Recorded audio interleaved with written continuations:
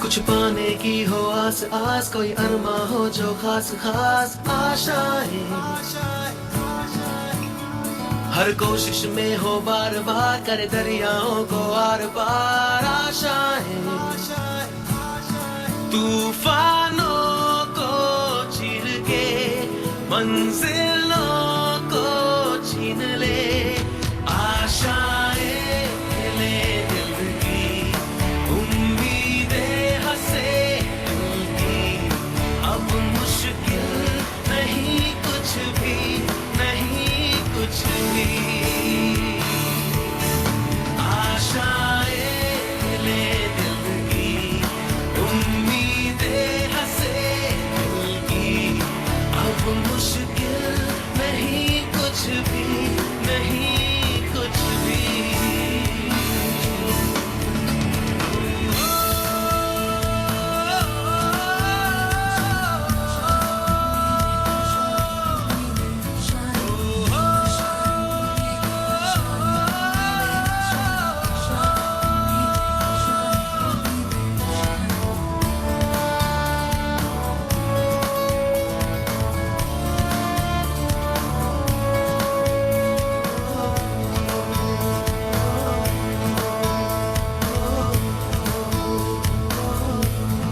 उड़ जाए लेके खुशी अपने संग तुझको वहाँ, जन्नत से मुलाकात हो, पूरी हो तेरी हर दुआ, आशाएं ले दिल की, उम्मीदें हंसे दिल की, अब मुश्किल नहीं कुछ भी, नहीं कुछ भी, आशाएं ले दिल की, उम्मीदें हंसे दिल की, अब मुश्किल नहीं कुछ भी, नहीं कुछ भी।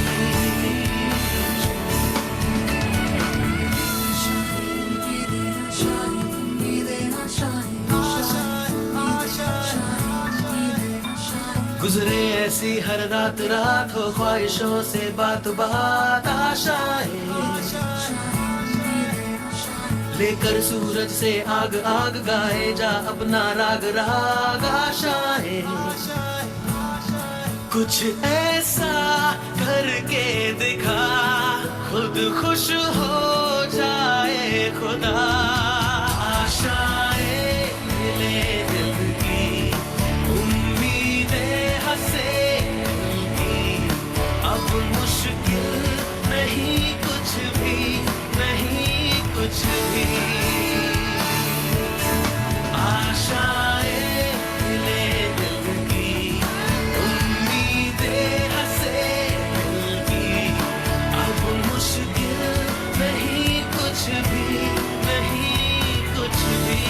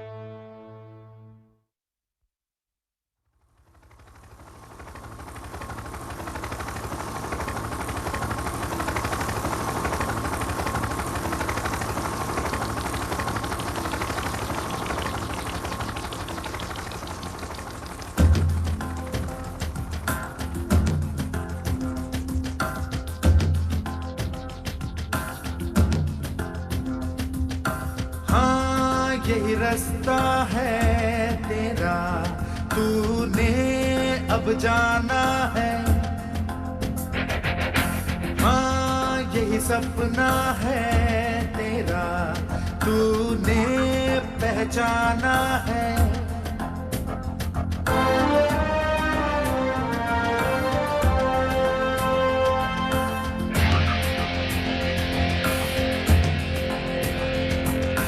हाँ यही रास्ता है तेरा, तूने अब जाना है। हाँ यही सपना है तेरा, तूने पहचाना है। तुझे अब ये दिखाना है।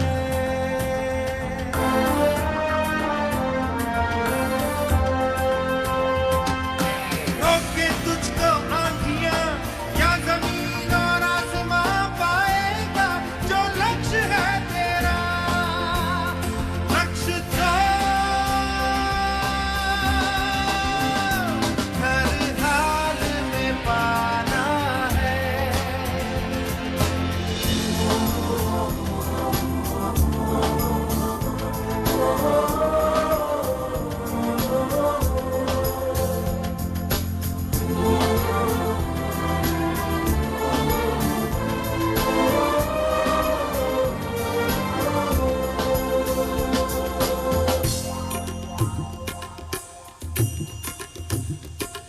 मुश्किल कोई आ जाए तो, पर्वत कोई टकराए तो, ताकत कोई दिखलाए तो, तूफान कोई मंडलाए तो, मुश्किल कोई आ जाए तो, पर्वत कोई टकराए तो, पर से चाहे अंबर से आग लिपटे, चाहे पैरों से नाग, पर से चाहे अंबर से आग लिपटे, चाहे पैरों से नाग, पाएगा जो लक्ष्य है तेरा, लक्ष्य तो हर हाल में पाना है।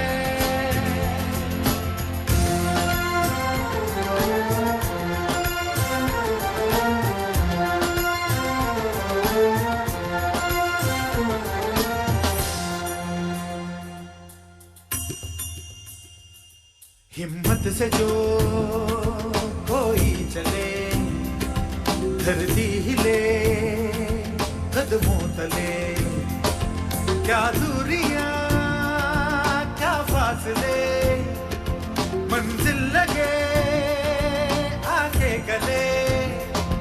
हिम्मत से जो कोई चले, धरती हिले कदमों तले, तू चल यूं ही अब सुबह शाम, रुकना झुकना नहीं तेरा काम, तू चल यूं ही अब सुबह शाम, रुकना झुकना नहीं तेरा काम, पाएगा जो लक्ष्य है तेरा, लक्ष्य तो हर हाल में पाना है।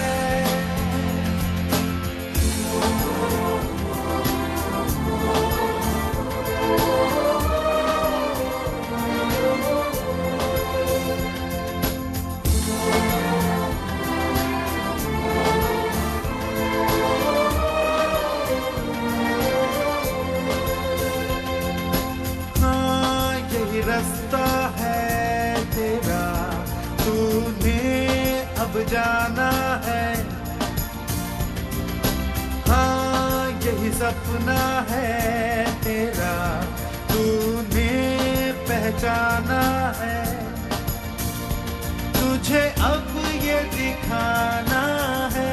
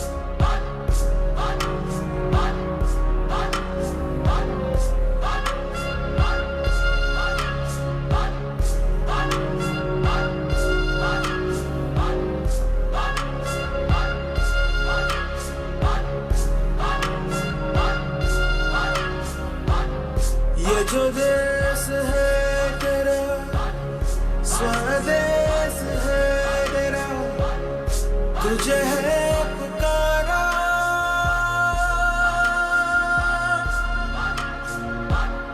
ये वो बंधन है जो कभी टूट नहीं सकता। ये जो देश है तेरा, स्वदेश है तेरा, तुझे है पुकारा। ये वो बंधन है जो कभी टूट नहीं सकता।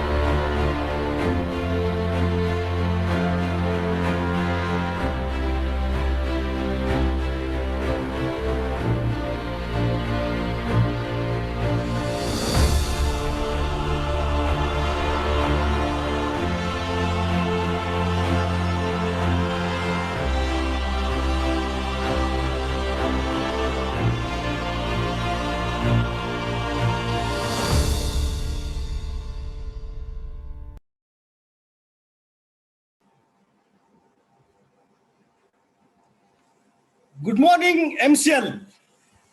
नमस्कार दोस्तों, मैं मंगेश शेलार आपका होस्ट आज के इस एमसीएल ट्रेनिंग सेशन में आप सभी का तहे दिल से स्वागत करता हूं। दोस्तों, आज के इस वेबिनार का शीर्षक है agriculture the only way to sustainability. जी हां दोस्तों, भारतीय अर्थव्यवस्था में कृषि क्षेत्र का बहुत ही महत्वपूर्ण भूमिका है। ग्रामीण भारत में आज भी 70% से ज्यादा परिवार कृषि क्षेत्र पर निर्भर है। हमारे टोटल जीडीपी के लगभग 17%, जी हां दोस्तों, लगभग 17% का योगदान कृषि क्षेत्र का है। इसीलिए एग्रीकल्चर को इंडियन इकोनॉमी का बैकबोन भी कहा जाता है। इस विषय के बारे में कुछ महत्वपूर्ण बातें अब से कुछ ही देर में हम जानेंगे, लेकिन इसके पहले इस वेबिनार के बारे में कुछ और भी जानकारियां मैं आपको देना चाहता हूं। दोस्तों, यह वेबिनार एक टेलीविजन प्रसारण की तरह है, जिसमें आप सभी लोग मुझे देख और सुन तो सकते हैं, लेकिन मैं आप लोगों को देख नहीं सकता। इस ट्रेनिंग सेशन को सही तरीके से आगे बढ़ाने के लिए कुछ चीजों के ऊपर प्लीज ध्यान दीजिए। दोस्तों, आप सभी लोगों से, आप सभी एंटरप्रेन्योर से मेरी यह दरख्वास्त है कि आप अपना अपना इंटरनेट कनेक्शन कृपया चेक कर लीजिए। आप अपने साथ एक नोटपैड, एक पेन और पानी की बोतल रखें।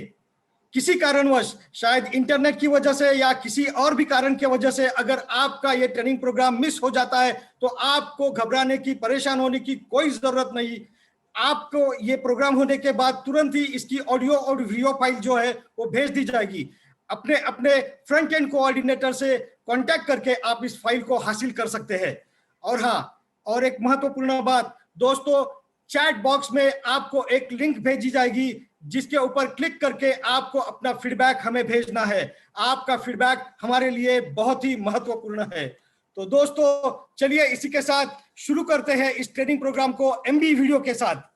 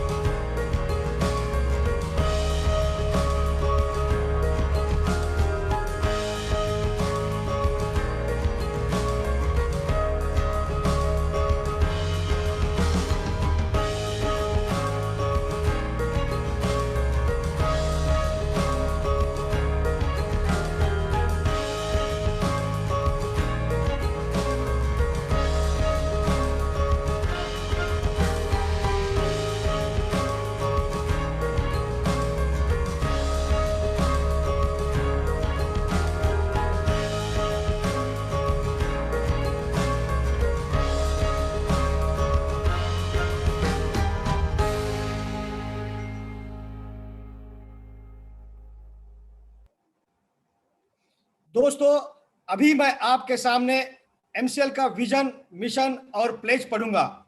आप सभी से मेरा निवेदन है कि कृपया आप भी इसे मेरे साथ दोहराइए। इसके लिए आपके सामने अभी एक स्क्रीन शेयर की जाएगी। तो चलिए पढ़ते हैं एमसीएल के लिए शपथ।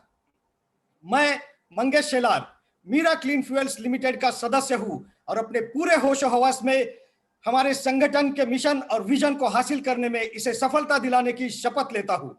मैं एमसीएल के प्रत्येक सदस्य के साथ अपने परिवार के सदस्य की तरह व्यवहार करूंगा और एमसीएल में कभी भी किसी भी सदस्य के साथ उसकी जाति, धर्म, नस्ल और लिंग के आधार पर भेदभाव नहीं करूंगा। मैं संगठन के मिशन को हासिल करने के लिए कड़ी मेहनत करूंगा और अपने संगठन को समृद्ध बनाऊंगा। मैं वादा करता हूं कि संगठन की संस्कृति की रक्षा करने के लिए सभी कर्तव्यों एवं जिम्मेदारियों को पूरी अखंडता, योग्यता और समर्पण के साथ पूरा करूंगा। मैं हमेशा एमसीएल के प्रमुख मूल्यों, नीति संहिता और आचार संहिता का पालन करूंगा। एमसीएल के प्रमुख मूल्यों, नीति संहिता और आचार संहिता के खिलाफ किसी भी तरह के गलत आचरण के लिए हर कार्रवाई के लिए तैयार रहूंगा। मैं न्यायोचित आदेशों का पूरी ईमानदारी के साथ पालन करने और काम में किसी भी तरह की चुनौती का सामना करने के लिए तैयार रहने का वादा करता हूं। एमसीएल विजन 2030 तक भारत को ईंधन के क्षेत्र में आत्मनिर्भर बनाना। लक्ष्य, एमसीएल एक ऐसी मूल्य श्रृंखला विकसित करने के लिए प्रतिबद्ध है जो पर्यावरण, ऊर्जा और आम लोगों को सशक्त बनाने के लिए समर्पित है। बुनियादी मूल्य, नवाचार, कुछ नया करना है तो पुराने तौर तरीकों से काम करना बंद करें। पर्यावरणवाद, अगर पर्यावरणवाद के हित में सोचना कोई सिद्धांत है तो इससे बेहतर सिद्धांत दूसरा नहीं हो सकता। देशभक्ति, यह केवल भावना की बात नहीं बल्कि अपने देशवासियों की सेवा करने की योग्यता की बात है। नैतिक आचार संहिता, निष्ठा। हम अपने व्यवसायों में निष्पक्ष, ईमानदार, पारदर्शी रहेंगे और हम केवल सही काम करेंगे, भले ही कोई भी आसपास न हो। जिम्मेदारी, हमें जो काम सौंपा गया है उसके लिए हम 100% उत्तरदायी होंगे। हमारे ग्राहक, कर्मचारी, सदस्य, पूर्तिकार और समुदाय सभी हितधारकों के प्रति हम उत्तरदायी होंगे। अनुराग, हम हर कार्य को मन लगाकर पूरे ध्यान के साथ करेंगे ताकि हमारे नवीनीकरण, हमारे परिचालन और व्यवसाय के काम में सबसे ऊंचा मानदंड और गुणवत्ता का पालन हो सके।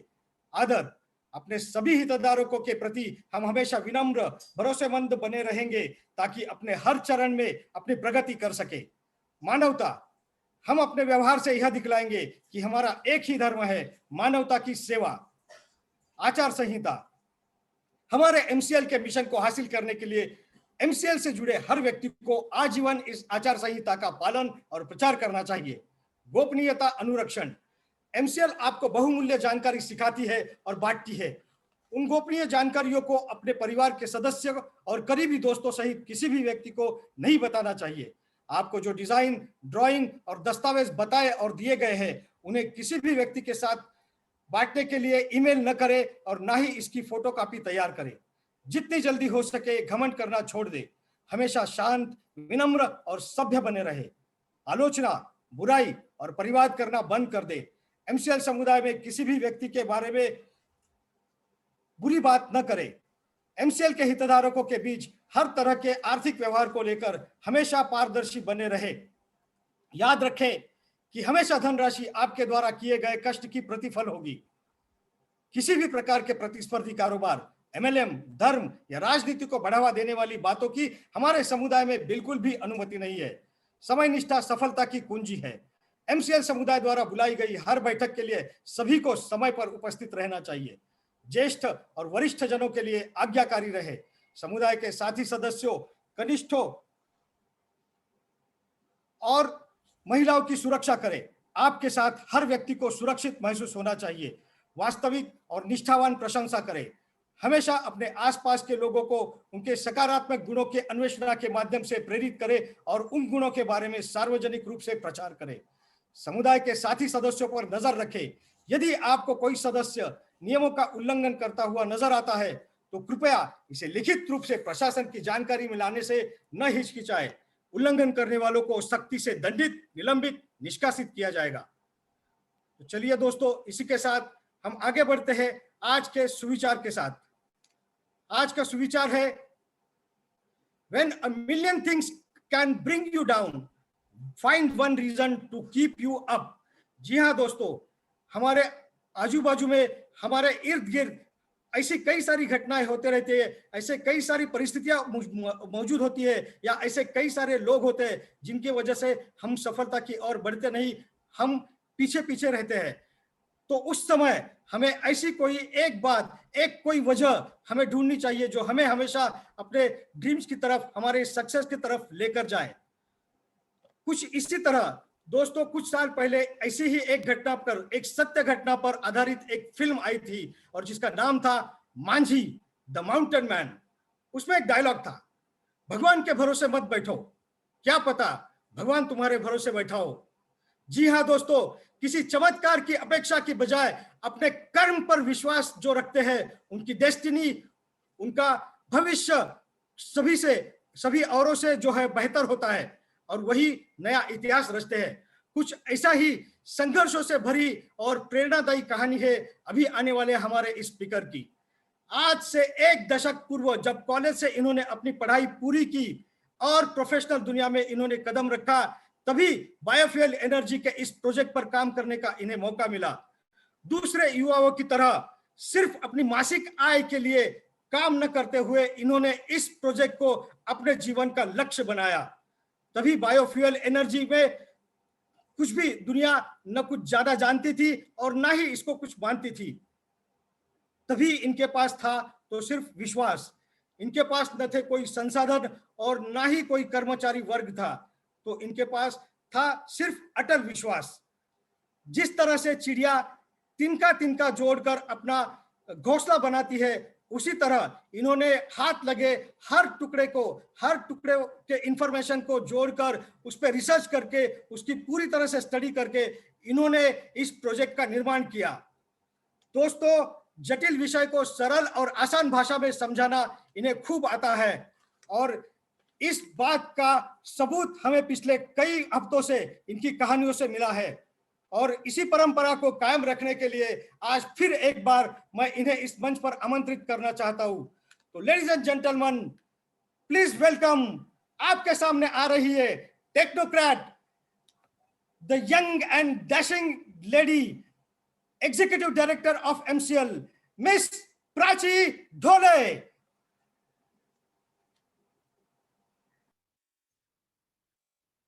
Thank you. मेरा आवाज आ रहा है clear? Host Mangesh sir? Yes madam. Okay, thank you.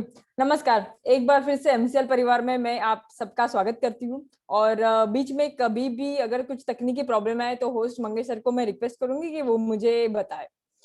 आज का जो विषय है, जिस विषय के बारे में हम आज बात करने वाले हैं वो है साइक्लोन। साइक्लोन अभी रिसेंटली हमने उसके बारे में उसका एक्सपीरियंस किया और उसको समझा भी, लेकिन अभी उसको जरा डिटेल में हमारे सेक्टर के हिसाब से समझते हैं। भारत अगर देखा जाए तो भारत को 7,500 किलोमीटर ये जो समुद्र किनारा है वो मिला है, लेकिन यही समुद्र किनारे को अगर साइक्लोन की तरफ से देखते हैं तो हम दो हिस्सों में डिवाइड करते हैं, एक बे ऑफ बंगाल और एक अपना अरेबियन सी। 1890 से 2000 तक हम कैलकुलेट करते हैं तो आज तक भारत में सिवियर यानी जिससे बहुत हानि पहुंची है ऐसे 400 साइक्लोन हो चुके हैं, जिसमें से 350 जो साइक्लोन है वो सिर्फ बे ऑफ बंगाल में हुए और 48 जो साइक्लोन है वो अपने अरेबियन सी में हुए। अभी नुकसान की बात करते हैं साइक्लोन से, तो सिर्फ रिसेंट अगर हम बात करते हैं तो 2020 में जो एम्फन नाम का साइक्लोन आया था उससे 1 लाख करोड़ हमारा नुकसान हुआ था। 2021 में जो 2 साइक्लोन आए, यास और तौकते, तो यास की वजह से हमारा 20,000 करोड़ का नुकसान हुआ था और तौकते की वजह से पूरे भारत का 1.5 लाख करोड़ नुकसान हुआ है। लेकिन चिंता की बात ये नहीं है कि ये इसके वजह से हमारा इतना नुकसान हुआ है। चिंता की बात ये है कि अभी number of cyclones per year बढ़ने वाले हैं और उसी के साथ में उसकी जो सिवियरिटी है, उसकी इंटेंसिटी जो रहती है वो भी बढ़ने वाली है। अभी ये क्यों बढ़ने वाली है इसको जरा समझते हैं। साइक्लोन आना ये कुछ अलग बात नहीं है, that is a natural process जो हमेशा समुद्र में आते रहते हैं। जैसे हमने देखा कि समुद्र का जो टेम्परेचर है वो अगर 28 डिग्री सेल्सियस के ऊपर जाता है तो वहां की जो जब पानी है वो बाफ में कन्वर्ट होता है और बाफ में कन्वर्ट होने के बाद में वो ऊपर ऊपर निकलता है। जैसे वो ऊपर निकलता है उसके नीचे एक लो प्रेशर एरिया क्रिएट होता है और उसके वजह से जो बाकी की बाजू में जो कोल्ड हवा है वो उस लो प्रेशर के एरिया में घुसती है और ये घुसने के बाद में जब उसकी विंड स्पीड बढ़ती है और वो 119 किलोमीटर यानी 120 किलोमीटर के ऊपर अगर जाता है तो उसका कन्वर्शन साइक्लोन में होता है। ये एक नेचुरल प्रोसेस है, लेकिन अमेरिका के प्रिंसटन यूनिवर्सिटी में रिसेंटली एक रिसर्च हुआ है, उसके हिसाब से हर साल 5% साइक्लोन जो है वो बढ़ने वाले हैं और उसकी इंटेंसिटी भी उसके साथ में ही बढ़ने वाली। अगर भारत की बात करते हैं तो बे ऑफ बंगाल एक पूरे दुनिया में सेंसिटिव एरिया समझा जाता है साइक्लोन के लिए। सेंसिटिव इस हिसाब से, जैसे मैंने बोला था कि 300 से ज्यादा साइक्लोन जो है वो बे ऑफ बंगाल में आए थे, लेकिन ये जब कठिनाइयां आती है तो उस कठिनाई के साथ में एक सुपर हीरो का भी जन्म होता है। लेकिन इस बार ये कोई सुपर हीरो व्यक्ति नहीं है बल्कि एक स्टेट है, एक ऐसी स्टेट की जो ब्रिटिश काल से बहुत ज्यादा दुर्लक्षित थी, एक ऐसी स्टेट जो इकोनॉमिकली बैकवर्ड है इंडिया में, एक ऐसी स्टेट जहाँ पे पूरे साल में 2 से 3 साइक्लोन आते ही है। इस स्टेट ने पूरी दुनिया के सामने साइक्लोन को कैसे हैंडल करना है इसका एक एग्जाम्पल रखा और उसकी तारीफ यूनाइटेड नेशंस ने भी की कि अगर साइक्लोन हैंडल करने हैं तो वो इस स्टेट के हिसाब से हैंडल करना चाहिए। उस स्टेट का नाम है ओडिशा। उड़ीसा स्वातंत्र पूर्व काल से मुगल, मराठा और ब्रिटिश इनके बीच में जो झगड़ा हुआ था उसके वजह से दुर्लक्षित रहती थी। वो इतनी उसकी जो परिस्थिति थी वो इतनी खराब थी कि ऐसे बोला जाता था कि वहां पे एक चने से भी सस्ते में बच्चे जो है वो बेचे जाते थे। और इसी तरीके से अगर साइक्लोन की आर्थिक आपत्ति उनकी जो है वो बढ़ती जा रही थी। 1999 में फैनी नाम का वहां पे एक साइक्लोन आया था जिसमें 10,000 लोगों की मौत हुई थी। उसी के बाद 2020-21 में जब वहां पे यास नाम का एक साइक्लोन आया, तब वहां पे मौत हुई सिर्फ 3 लोगों की। दिस इज द एग्जाम्पल कि ये स्टेट ने साइक्लोन को कैसे हैंडल किया। अभी 1999 में साइक्लोन जब आने के बाद में उड़ीसा स्टेट ने एक गवर्नमेंट एजेंसी फॉर्म की, Orissa state disaster management agency, जो कि स्टेट ने फॉर्म की हुई one of its kind agency in India और इन द वर्ल्ड भी उसको बोला जा सकता है। ये एजेंसी ने पूरा जो उड़ीसा का किनारा है 480 किलोमीटर उसको कवर किया। उसके लिए उन्होंने 90,000 वॉलंटियर्स क्रिएट किए और उन्होंने 780 शेल्टर्स जो है वो वहां पे क्रिएट किए। यही नहीं, 24 घंटे में उन्होंने 7 लाख लोगों का इवैक्यूएशन जो है वो करके दिखाया, which itself is a world record. अभी ये वहां पे हर साल जून में एक ट्रेनिंग होता है, जिस ट्रेनिंग में डिजास्टर मैनेजमेंट, ये OSDMA के अंडर साइक्लोन आने के बाद में कैसे बिहेव करना चाहिए, इसका ट्रेनिंग दिया जाता है। उनका उद्देश्य ये है कि उनको हर एक घर में एक वॉरियर अगेंस्ट साइक्लोन, एक योद्धा तैयार करना। अभी जैसे मैंने बोला कि ये एग्जाम्पल उन्होंने दुनिया के लिए सेट किया। वैसे अगर हम दुनिया की बात करते हैं तो दुनिया में जापान को as one of the country देखा जाता है कि जहाँ पे बहुत सारे नेचुरल डिजास्टर्स आते हैं, लेकिन जापान ने इसके लिए भी बहुत अच्छा काम किया है। उन्होंने एक ऐसा फ्लड टनल बनाया है, एक सिटी के जितना, कि चाहे जितना भी पानी आए वो फ्लड टनल उसको डिवाइड करके देगा। या उसके बाद में उन्होंने ऐसा एक टावर बनाया है जहाँ पे सिटीज की मोस्ट ऑफ द पॉपुलेशन ऊपर जाके during the earthquakes and any other natural calamity रह सकती। लेकिन ये दोनों एग्जांपल से हमें ये सोचना चाहिए कि ओडिशा क्या with this technology, this cost के हिसाब से साइक्लोन को हैंडल नहीं कर पाती थी? नहीं, ओडिशा ने अपने नेचुरल रिसोर्सेज जो है, जो कि मैन पावर, उसको यूटिलाइज किया और वर्ल्ड के सामने एक एग्जांपल क्रिएट करा। जापान के पास उनकी टेक्नोलॉजी की रिसोर्स था, उसको उन्होंने यूज किया। सो अगर हम दुनिया को और खुद को कंपेयर करते हैं तो हमारे भारत के हिसाब से जो हमारे नेचुरल रिसोर्सेस है उसको देख के हमें सॉल्यूशंस ढूंढने पड़ेंगे। अगर हम रिन्यूएबल गैस सेक्टर की बात करते हैं तो रिन्यूएबल सेक्टर में दूसरे देश फ्रांस, जर्मनी, यूके, इन्होंने जो टेक्नोलॉजी डेवलप की है अपने हिसाब से डेवलप की है। लेकिन अगर भारत की बात करते हैं तो that is the number one resource that India have is man power. हमें हमेशा ये सोचना चाहिए कि हमारे प्रोजेक्ट्स थ्रू हम मैन पावर को कैसे एम्पावर कर सकते हैं। दूसरी नंबर वन चीज है दैट इज एग्रीकल्चर इकोनॉमी। आज 48% लोग जो है वो भारत में खेती करते हैं, which is the highest number in the world. दुनिया में कोई भी कंट्री इतना खेती नहीं करती। So for that we are called as the agriculture economy. और इसी रिन्यूएबल गैस सेक्टर का उपयोग करके हर एक तालुका में जो हमारा प्रोजेक्ट रहेगा MCL बायोफ्यूल स्टेट, इसके यूटिलाइजेशन से हम जो सॉल्यूशंस है विद द नेचुरल रिसोर्सेज उसको कैसे डेवलप कर सकते हैं, जिसका एक महत्वपूर्ण भाग है एग्रीकल्चर। उसी को आज हम समझने वाले एक ऐसे व्यक्ति से कि जो दिन रात ये सोचते रहते हैं कि ये प्रोजेक्ट को हम सॉल्यूशन कैसे बनाएं for all the problems of that taluka. एक ऐसे व्यक्ति जिनका हर एक शब्द हमें हमारे विजन के लिए प्रेरित करता है। एक ऐसी व्यक्ति जिनका ये सपना है कि agriculture economy will play major role in renewable gas sector. तो आज के जो इस विषय के विशेषज्ञ है हमारे कंपनी के सलाहकार, रचनाकार डॉक्टर श्याम गोलब, उनको मैं अभी रिक्वेस्ट करूंगी कि वो हमें इस बारे में बताए। Thank you.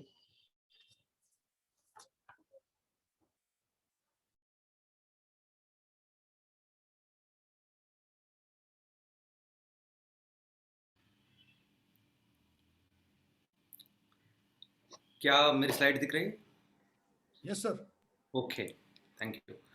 So good morning and welcome to this session. मैं डॉक्टर श्याम गोलब फिर से एक बार आपका इस ट्रेनिंग सेशन में स्वागत करता हूं।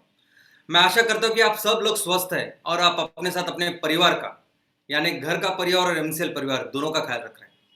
मैं ये भी आशा करता हूं कि हर दिन आप 1 घंटा बहुत अच्छी एक्सरसाइज कर रहे हो कि जिसकी वजह से आपके लंग और आपके हार्ट इतने मजबूत हो रहे हैं कि किसी भी वायरल इन्फेक्शन से आपको डरने की जरूरत नहीं है।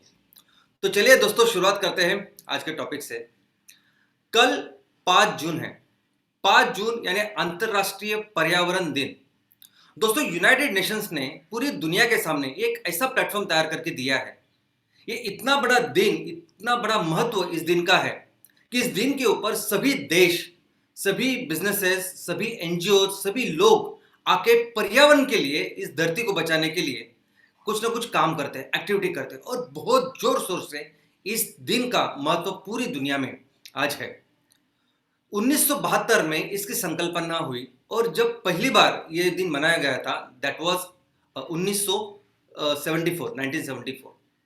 तब से लेके आज तक हर साल उनका एक सब्जेक्ट होता है कि जिस सब्जेक्ट के ऊपर वो पूरा स्ट्रेस देके उसके ऊपर काम करते हैं। हर साल एक देश होता है कि जो देश इसका यजमान पद यानी इसका आयोजन करता है। लेकिन अगर आप इनके सब्जेक्ट्स देखोगे कि 1974 से लेके अभी तक, मैंने सिर्फ कुछ साल यहाँ डाले हैं, हर साल यहाँ कुछ ना कुछ सब्जेक्ट है, लेकिन वो सब्जेक्ट देख के, वो विषय देख के आपको पता चलेगा कि कितने सेंसिटिव, कितने महत्वपूर्ण ऐसे वो विषय है पूरी दुनिया के बारे में, जो यूनाइटेड नेशन पूरी दुनिया के सामने रखना चाहती है। दोस्तों, यूनाइटेड नेशंस एक ऐसी बॉडी है कि जो इस विषय में पूरी दुनिया को इंस्ट्रक्शन दे सकती है। यूनाइटेड नेशन ही था कि अभी यूनाइटेड नेशन में दुनिया के सभी जो देश है वो सदस्य है। ये यूनाइटेड नेशन ही है कि जिन्होंने 2015 में ऐसा संकल्प किया और सब देशों से वो करवा के लिया कि हम इस ग्लोबल वार्मिंग के खिलाफ काम करेंगे। सभी देशों ने उसमें एक वोट से सबको मंजूरी दे दी, और 2016 में फिर उसका एक एग्रीमेंट हुआ और उसके ऊपर सभी ने साइन किया, और उसी एग्रीमेंट का नाम है पेरिस एग्रीमेंट।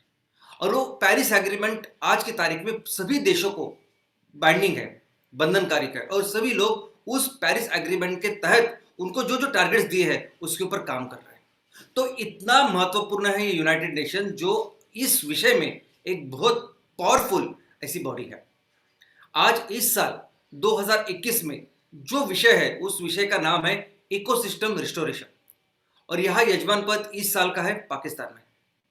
दोस्तों, इकोसिस्टम रिस्टोरेशन ये इतना महत्वपूर्ण है कि पिछले 2 साल से हम लोग जिस कोरोना को झेल रहे हैं, उस कोरोना का उत्पत्ति है, उस कोरोना का कारण है कि हम लोगों ने अपने इकोसिस्टम, अपने पर्यावरण संतुलन को ही इकोसिस्टम बोलते हैं, इसको इतनी बुरी तरह से बिगाड़ा है। अभी वो पर्यावरण संतुलन जो कई करोड़ों सालों से चलता आ रहा है, जिस पर्यावरण में कितने सारे लाखों जीव जंतु एक दूसरे के साथ सहजीवन में रह रहे हैं, और ऐसे पूरे बैलेंस को हम लोगों ने इस तरह बिगाड़ा है कि वो कोरोना अपना घर छोड़ के हमारे बदन में आ बसा है। और इतना ही नहीं, कितने सारे इन्फेक्शियस डिजीजेस अभी आ रहे हैं। तो उसका एक ही लॉन्ग टर्म सोल्यूशन, ये सोल्यूशन वैक्सीन और दवाई नहीं है। तो सोल्यूशन ये है कि फिर से वो ये जो नेचर है, ये पूरा पर्यावरण है, उस पर्यावरण का संतुलन हम लोग फिर से रखें।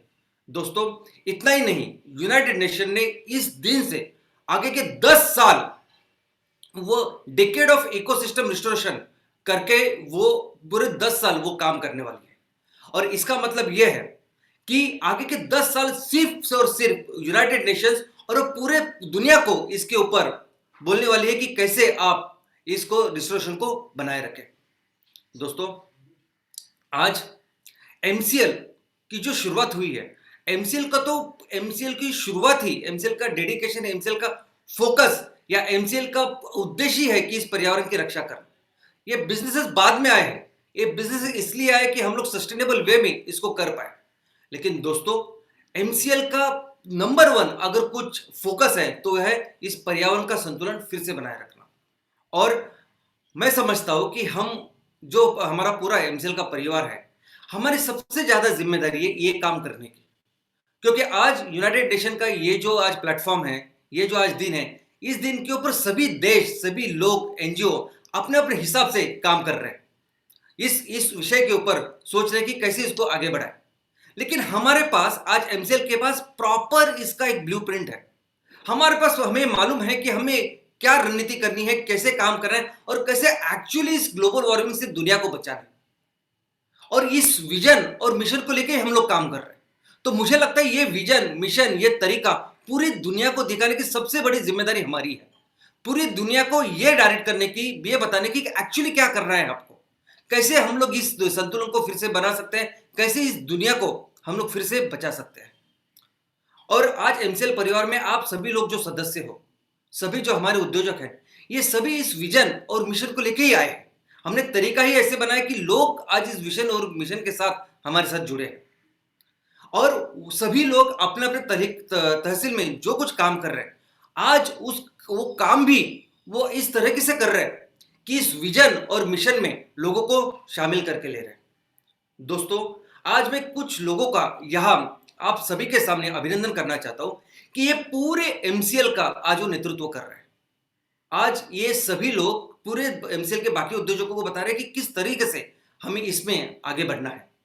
और अभी सबका फोकस, हमारे पूरे फैमिली का, हमारे पूरे एमसीएल परिवार का फोकस है ये आपके 100 प्रोजेक्ट्स। 100 प्रोजेक्ट हम तो चाहते हैं कि 100 ने और ज्यादा हो, आप लोग आए। हमने एक आखिरी डेट दी है कि दिवाली या मैक्सिमम 26 जनवरी तक हमें ये प्रोजेक्ट पूरे तैयार करने हैं। तो ये पूरे प्रोजेक्ट्स होने के बाद फिर हमें पूरी दुनिया को बताना है कि एक्चुअली क्या करना है, किस तरीके से हम लोग इस पर्यावरण संतुलन को बनाया जा सकता है। तो ये लोग जो आज एमसीएल परिवार का नेतृत्व कर रहे हैं, मुझे लगता है इनडायरेक्टली आने वाले दिनों में ये पूरे दुनिया का नेतृत्व करने वाले। तो चलिए इनका अभिनंदन करते हैं। सबसे पहले तो मैं नाम लेना चाहूंगा श्री दीपक गोल्पे जी का और उनके पूरे टीम का, जो हमारे तहसील मान में सातारा डिस्ट्रिक्ट में महाराष्ट्र में काम कर रहे हैं और उन्होंने बहुत जल्दी फर्स्ट नंबर पे वो 10,000 मेंबर का उन्होंने काम करके दिखाया। दूसरा मैं नाम लेना चाहूंगा श्री साईनाथ जी पवार और उनकी पूरी टीम का, जो कंधार इस तहसील में लातूर जिले में महाराष्ट्र में काम कर रहे हैं। उन्होंने भी बहुत डायनामिज्म में बहुत जल्दी इन लोगों ने अपनी पूरा 10,000 लोग तैयार किए हैं। और तीसरा मैं नाम लेना चाहूंगा श्री दत्ता शिवनी जी का, उनका तहसील है शिरूर अंतरपाल, वो भी फिर से लातूर जिले में है, महाराष्ट्र से। दोस्तों, ये काम जो होता है ना, ये 10,000 मेंबर ऐसे नहीं बनेंगे कि कोई प्रोडक्ट आप बेच रहे हैं। ये तब बनता है जब आप एक आंदोलन की तरह, एक मूवमेंट की तरह इस काम को आगे बढ़ाते हो। ये विजय और मिशन इसके साथ लोगों को अपने साथ चलने के लिए मजबूर कर देते हो, तब जाके ये होता है। और मैं चाहता हूं कि आप ये सब करो। दोस्तों, मुझे पता है कि आप जब ये करते होगे तो बहुत सारे लोगों को ऐसा लगता होगा कि अरे क्या ये मेंबरशिप बेचने के लिए क्या न जाने क्या क्या कर रहे हैं, क्या मार्केटिंग फंडेज तैयार कर रहे हैं। लेकिन दोस्तों, ये जो चीज, ये लोग जो कुछ बोल रहे हैं, जो उनके एक्सपीरियंस है, उनको बिल्कुल नजरअंदाज कीजिए। हमारे पास टाइम नहीं है, हमारे पास टाइम नहीं है लोगों की ये बातें सुनने के, क्योंकि जब सूरज उगेगा तब सभी लोग सब आपके पीछे आने वाले। लेकिन जरूरत है पूरे दुनिया के लिए जो काम करने की जिम्मेदारी हमने ली है वो करने की। आज बहुत जरूरत है, बहुत जल्दी है कि जल्द से जल्द हम लोग ये प्रोजेक्ट्स लगाएं और दुनिया के सामने रखें। मैं चाहता हूं कि आप जिस लक्ष्य के लिए यहां आए हैं तो अपने तहसील में पूरी तरह से फोकस करें, जैसे इन लोगों ने किया वैसे जल्दी से जल्दी आप अपने लक्ष्य के ऊपर फोकस करें। जल्दी से जल्दी हम लोग एक प्रोजेक्ट्स लगाते हैं और दुनिया को दिखाते हैं तरीका क्या है सस्टेनेबिलिटी का।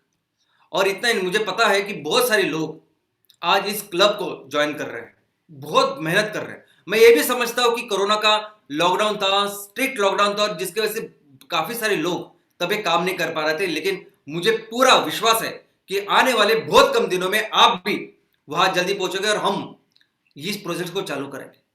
और ये जो कम्युनिटी हम लोग तैयार कर रहे हैं, ये जो एमपीओ को इतनी मेंबरशिप हम लोग तैयार कर रहे हैं, उसके पीछे भी कारण है। उसके पीछे ये कारण है कि दुनिया को हम लोग ये बिजनेस करने का तरीका भी बताना चाहते हैं। जब बात आती है कि पर्यावरण संतुलन को बनाए रखने की, जब बात आती है कि हमारे साथ हमारी सब जो जीव जंतु है, ये जो हमारी धरती माँ है, उसका ख्याल रखने की, तब विदाउट कम्युनिटी पार्टिसिपेशन, जब लोग इकट्ठा नहीं आएंगे, जब ये समुदाय तैयार नहीं होगा, तब ये काम नहीं होगा। यही आज हम दुनिया को बताना चाहते हैं दोस्तों। और ये पूरा करके हम लोग वही जाएंगे जहां हमें जाना चाहिए। दोस्तों, ये बच्ची 15 साल की बच्ची, इसने 1 साल में दुनिया का सबसे बड़ा ऐसा आंदोलन किया ग्लोबल वार्मिंग के ऊपर। कैसे किया? क्योंकि वो वहां गई, यूनाइटेड नेशन के प्लेटफॉर्म पे गई और उन्होंने सबको पूछा, पूरे दुनिया को चलाने वाले, दुनिया के जो देश है उसको चलाने वाले उनके सरकारों को पूछा कि आप क्या कर रहे हैं ग्लोबल वार्मिंग के ऊपर, जिसके वजह से उसकी पूरी जो सोच है वो हाईलाइट हुई और इतना बड़ा आंदोलन छिड़ गया। दोस्तों, वैसे ही हम लोग करेंगे। हम पूरी दुनिया को आने वाले दिनों में सस्टेनेबिलिटी क्या होती है और उसका क्या रास्ता है वो दिखाएंगे। क्या है सस्टेनेबिलिटी, किसको बोलते हैं सस्टेनेबिलिटी, होता क्या है सस्टेनेबिलिटी? सस्टेनेबिलिटी यानी सतत, सस्टेनेबिलिटी यानी अखंड, सस्टेनेबिलिटी यानी अक्षय। दोस्तों, कुदरत ने हमारे लिए ऐसे ये दुनिया बनाई है, कुदरत ने ऐसा इंतजाम किया है कि हमें जो भी चीज चाहिए ना, आज मनुष्य को नहीं, किसी भी जीव जंतु को जीने के लिए जो भी चीज लगती है ना, कुदरत ने ऐसी उस चीज का प्रावधान करके रखा है कि वो चीज आपको हमेशा मिलती रहती है, हमेशा हमेशा हमेशा हमेशा के लिए अक्षय, अखंड, सस्टेनेबल रहती है। और ये कैसी होती है? ये एक चक्र के रूप में होती है, और जिस चक्र को आपके सभी के घरों के जो बच्चे अभी स्कूल में पढ़ते होंगे ना, उनको बहुत अच्छी तरह से पता है। क्योंकि जब विज्ञान का सब्जेक्ट आता है, विषय आता है, तो सबसे पहले ये पढ़ाया जाता है कि कैसे कुदरत इन सब चीज का ख्याल रखते हैं। जैसे अभी पानी का साइकिल है, वाटर साइकिल, तो वाटर साइकिल में वहां वर्षा होती है, पानी आता है तालाबों में, नदियों में, समुद्र में जाता है, फिर उससे गर्मी में वाप बन जाती है, फिर से उसके बादल बन जाते हैं और पानी आता है। तो इस पूरे पानी का एक चक्र है। यहां तक कि हमारे जो ग्राउंड, हमारे जमीन में भी जो पानी, उसका भी एक चक्र है। वैसा ही नाइट्रोजन है। दोस्तों, हवा में 78% नाइट्रोजन है, 78%। अभी ये नाइट्रोजन यानी पूरी जो हमारे लिविंग बॉडीज है, सभी जो लिविंग स्पेशीज है इस धरती के ऊपर, वो बनते हैं प्रोटीन से। प्रोटीन बनता है अमाइनो एसिड से, और अमाइनो एसिड बनता है नाइट्रोजन से। और ये जो हवा में नाइट्रोजन वो कौन लेके आता है? तो वो लेके आते हैं पेड़, और फिर से वो हमारे डिग्रेडेशन के बाद फिर से हवा में चला जाता है, और पूरे लिविंग थिंग में ये नाइट्रोजन होता है।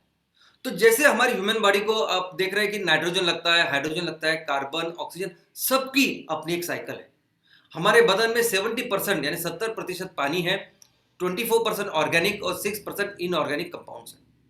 और ये सभी कुदरत हमें अक्षय स्वरूप में देती है। यहां तक कि कार्बन साइकिल भी है। अभी कार्बन यानी क्या? तो जो भी चीज हम लोग खाते हैं ना, उसमें कार्बन होता है। जो भी चीज आज लिविंग है, जो भी चीज आज इस पर्यावरण में डेली फंक्शन करती है, तो उसमें कार्बन होता है। तो आप समझ सकते हैं कि करोड़ों सालों से, यानी हजारों करोड़ सालों से ये दुनिया चलती आ रही है सस्टेनेबिलिटी के ऊपर। ये दुनिया मेंटेन कर रही है हमारी कुदरत, और कुदरत के अपने तरीके हैं, कुदरत के अपने नियम हैं। और वैसे ही इस नियम का सबसे अहम हिस्सा अगर आप देखोगे तो क्या है कि हर चक्र में कौन वो चीज है जो सबसे इंपॉर्टेंट रोल प्ले करती है? वो है पेड़। कोई भी चक्र आप लीजिए, उसमें जो इंपॉर्टेंट चीज है, जो इस पूरे परिवर्तन का काम करती है, अक्षय रखने का काम करती है, वो है पेड़। तो कौन सी ऐसी चीज है जो नॉन सस्टेनेबल है? तो दोस्तों, नॉन सस्टेनेबल है, एक बार आपने उसको इस्तेमाल किया तो वो खत्म हो गई। और इसमें आते ही अपने जीवाश्म ईंधन, ये फोसाइल फ्यूल, इसमें आता है ये ऑयल, नेचुरल गैस, कोल, जो एक बार, ये कोयला जो एक बार हम लोगों ने खत्म किया तो वो दोबारा इमीडिएटली पैदा नहीं कर सकते। वैसे ही है हमारे मेटल्स, जो सभी प्रकार के धातु, जो एक बार हम लोगों ने इस्तेमाल किया, तो अगर आप रिसाइकल नहीं करते तो उसको फिर से हम लोग तैयार नहीं कर सकते। और दोस्तों, जिस सेक्टर के ऊपर आज पूरी दुनिया लगी है, वो है रिन्यूएबल एनर्जी सेक्टर।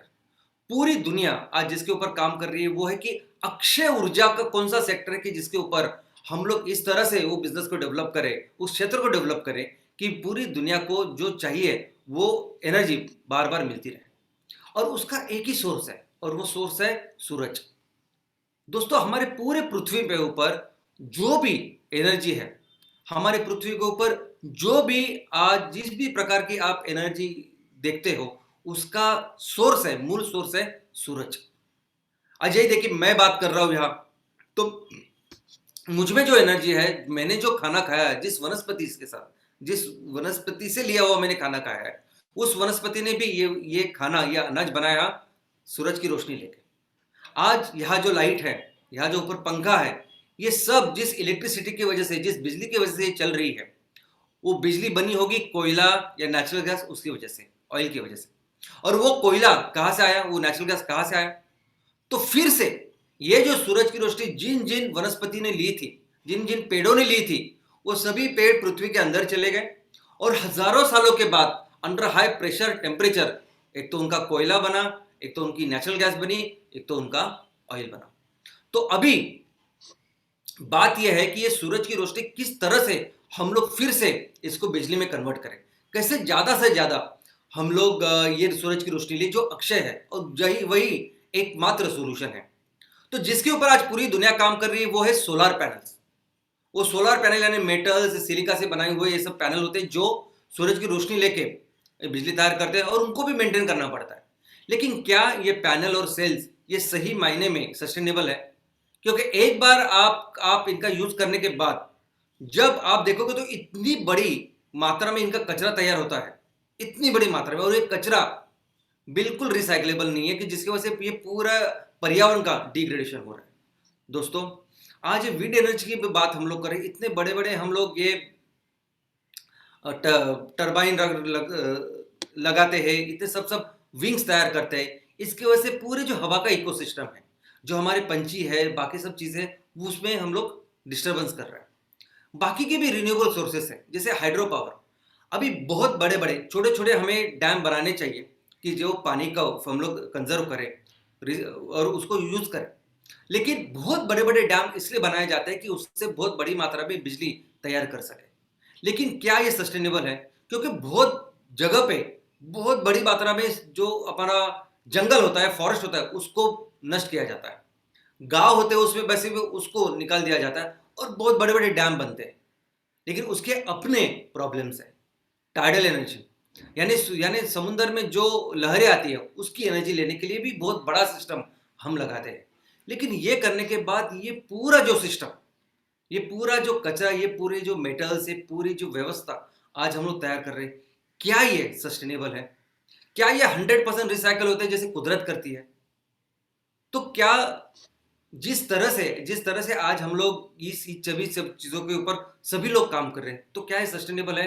तो एक बहुत बड़ा क्वेश्चन मार्क है। दोस्तों, आज इलेक्ट्रिक कार्स के ऊपर पूरी दुनिया काम कर रही है। सब लोग, हमारे यहाँ भी देश में सब लोग बोलते हैं कि नहीं, अभी जमाना है इलेक्ट्रिक का, सभी जगह आने वाले हैं इलेक्ट्रिक।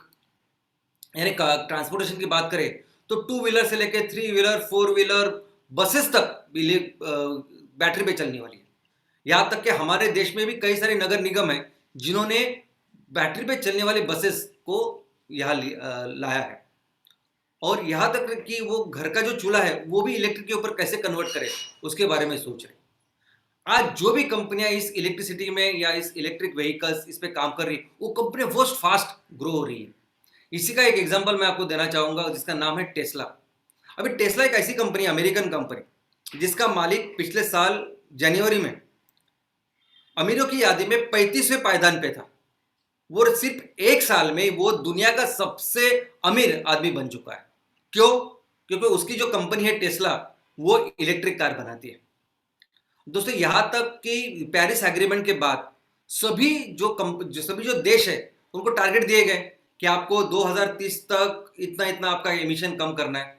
तो सभी ने अपना जो रोड मैप बनाया है वो सब रोड मैप है सिर्फ और सिर्फ इलेक्ट्रिसिटी के ऊपर।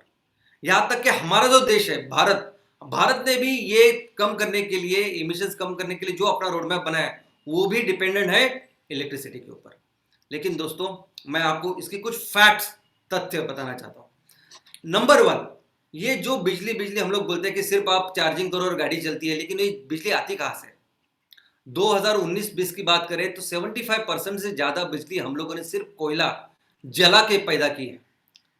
और कोयला, हमारे यहाँ का जो कोयला मिलता है ना, वो तो इस तरह का कोयला है कि उसकी कैलोरीफिक वैल्यू बहुत कम है। वो जलता कम है लेकिन धुआं ज्यादा देता है और बहुत बड़ी राख छोड़ता है। इतनी बड़े पैमाने पे प्रदूषण करता है। आपको सुन के हैरानी होगी कि हम लोग ये बिजली बनाने के लिए कोयला बाहर से इंपोर्ट करते हैं। तो आपको क्या लगता है कि सिर्फ ऑयल एंड गैस मंगाते हैं हम लोग? बिल्कुल नहीं, हम लोग कोयला बहुत बड़ी मात्रा में मंगाते हैं। आप सुन के हैरान हो जाओगे, आप ताज्जुब करेंगे कि इतनी बड़ी मात्रा में हम लोग ऑस्ट्रेलिया, इंडोनेशिया, इनसे कोयला मंगाते हैं सिर्फ बिजली तैयार करने के लिए। पिछले साल यानी 19-20 का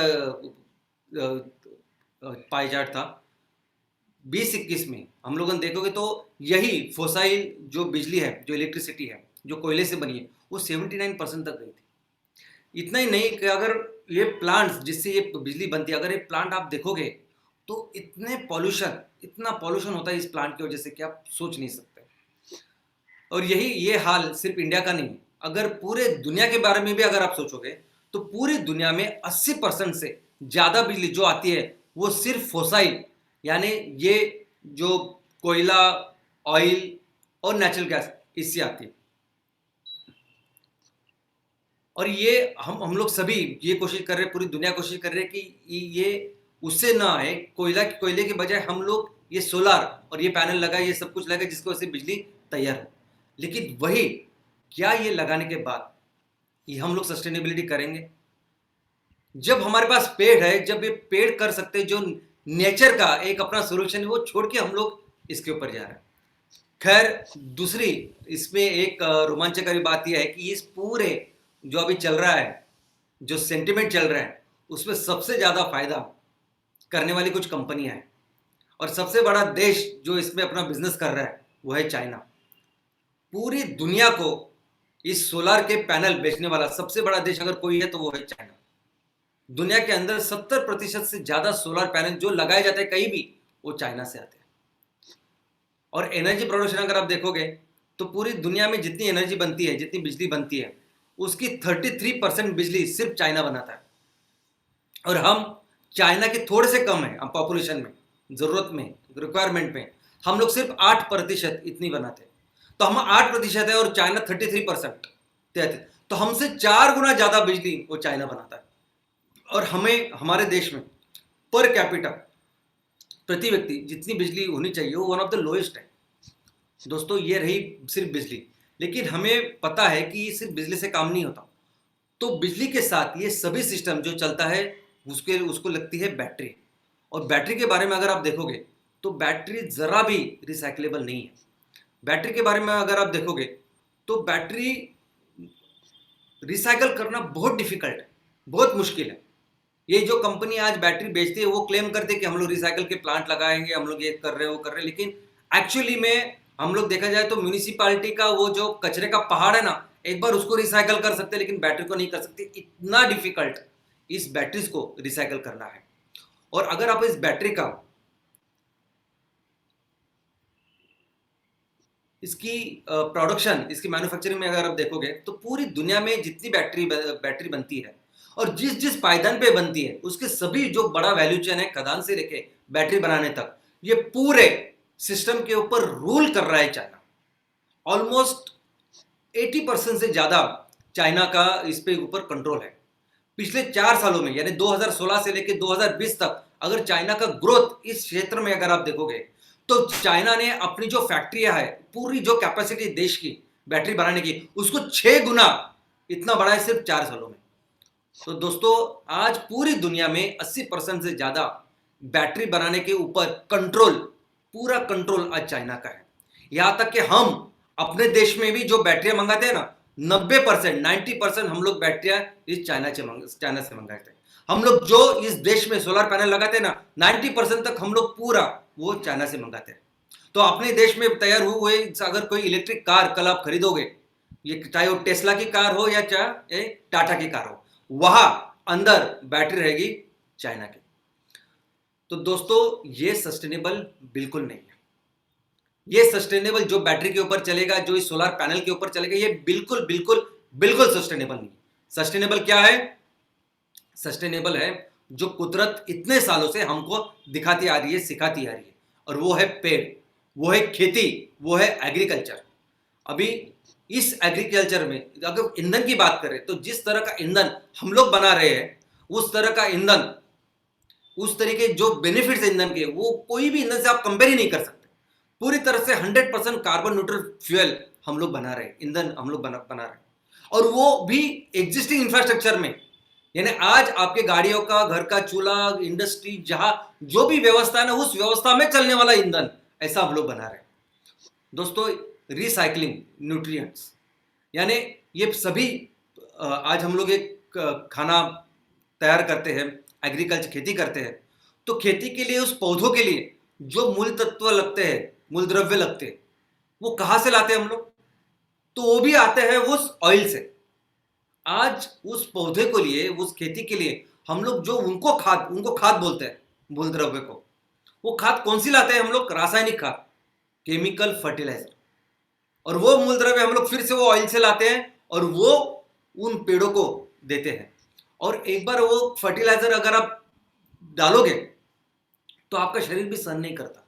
वो केमिकल इंसेक्टिसाइड्स ऑयल से बना हुआ अगर आप देखोगे तो आपका बदन उसको सहन नहीं कर पाता, इतना वो जहरीला होता है। तो सोचिए ऐसे जहरीले खादों से, इंसेक्टिसाइड से बनने वाली जो खाना होता है, वो अगर हमारे शरीर में जाता होगा तो हमारा शरीर कैसे रिएक्ट करेगा? हमारा शरीर भी अंदर से वैसे रिएक्ट करता है, कैसे मैं इसको बाहर फेंकूं? और उसी कोशिश में उसके बहुत सारे अनकंट्रोल ऐसी ग्रोथ हो जाती है जिसको हम लोग बोलते हैं कैंसर। दोस्तों, अगर तो इसका भी यही तरीका है। ये खेती ही एकमात्र ऐसा सोल्यूशन है कि जिसका कोई भी भाग वेस्ट नहीं है। हम लोग एग्रीकल्चर वेस्ट बोलते हैं, लेकिन वो हर कोई चीज जो पौधों से आती है वो फिर से इस रिसाइकल में काम करती है। हर कोई चीज अगर आप हमें रिसाइकल करना है, अगर हमें कोई भी मूल तत्व चाहिए, मूल द्रव्य चाहिए, जिस अनाज के लिए, खाने के लिए, सभी जगह, तो बस एक ही उसका सॉल्यूशन है और वो है ये हमारी ऑर्गेनिक फर्टिलाइजर, देसी खाद, जो पेड़ों से आएगी, ना कि तेलों से। और कितना मैं बताऊं कि ये पेड़, ये पौधे हमारे क्या करते हैं, अगर मैं डिटेल में आपको बताने लगा तो मुझे आगे के 10 सेशन लेने पड़ेंगे सिर्फ और सिर्फ कि हमारे पेड़ हमारे पूरी दुनिया के लिए क्या करते हैं ये बताने के लिए। इतना इंपॉर्टेंट इस पेड़ का है। लेकिन दोस्तों, आज वो सब्जेक्ट नहीं है। सब्जेक्ट क्या है कि अगर ये पेड़ इतने अच्छे, अगर उन पेड़ों से अगर आने वाला बायोफ्यूल इतना अच्छा, तो लोग क्यों नहीं कर रहे? आप कंपैरिजन में अगर डिबेट भी करो ना, तो कोई डिबेट में कोई भी एस्पेक्ट, कोई भी सब्जेक्ट आप लीजिए, हम लोग हमेशा प्रूव कर सकते हैं कि बायोफ्यूल कितना अच्छा ईंधन है, कितना अच्छा फ्यूल है, इन बाकी के सभी चीजों के से कितना बेहतर है। लेकिन बाकी के देश कर नहीं रहे। इसका कारण पहला एक तो यह है कि इन देशों के पास, बाकी देशों के पास उतना पोटेंशियल नहीं है। आज भगवान ने, कुदरत ने अपने भारत देश को जितना दिया है उतना है ही नहीं किसी के पास। इसलिए तो हम लोग इतने बड़े इकोनॉमी, इतने डेवलप्ड नेशन पहले थे। आज हमारे पास जितनी खेती है, जितना एग्रीकल्चर हम लोग कर सकते हैं, वो पूरी दुनिया में आज किसी के पास नहीं। इसलिए शायद वो बायोफ्यूल के बारे में सोच ही नहीं सकते जो हम लोग सोच सकते, जो हम लोग कर सकते। और एक्चुअली वो नेचर में, इस पर्यावरण में, वो जो जितना आदमी को चाहिए, कितना भी आप डेवलपमेंट करें, जितनी भी आपको बिजली चाहिए, जितना भी ईंधन चाहिए, उतनी एग्रीकल्चर लैंड पूरी दुनिया में आराम से है, उससे ज्यादा है। लेकिन लोग उसके ऊपर फोकस नहीं कर रहे। उसका दूसरा रीजन ये भी है, स्केल। इस बायोफ्यूल के ऊपर जो भी प्रोजेक्ट लग रहा है ना, उसको आप देखेंगे तो इतने छोटे प्रोजेक्ट्स है कि इतनी बड़ी डिमांड है और प्रोजेक्ट आप इतने छोटे लगा रहे हैं। पिछली बार मैंने आपको कहा था कि पूरे एशिया में, पूरे देशों, एशिया के सभी देशों में मिलके जो सबसे बड़ा बायो सीएनजी का प्लांट है, सबसे बड़ा, वो सिर्फ 8 टन यानी 8000 किलो इतना ही सीएनजी हर दिन का बनाता है। और हमें तो हर तहसील में 1 लाख किलो सीएनजी का ये बनाना है, प्लांट बनाना है। तो सबसे इंपॉर्टेंट है ये हमारे 100 प्रोजेक्ट्स। मैं बार बार आपको बोलता हूं कि हमें पूरा लक्ष्य, पूरा फोकस हमें अपने इस प्रोजेक्ट के ऊपर देना चाहिए और दिल लगाकर बहुत जल्दी ये प्रोजेक्ट हमें करने हैं।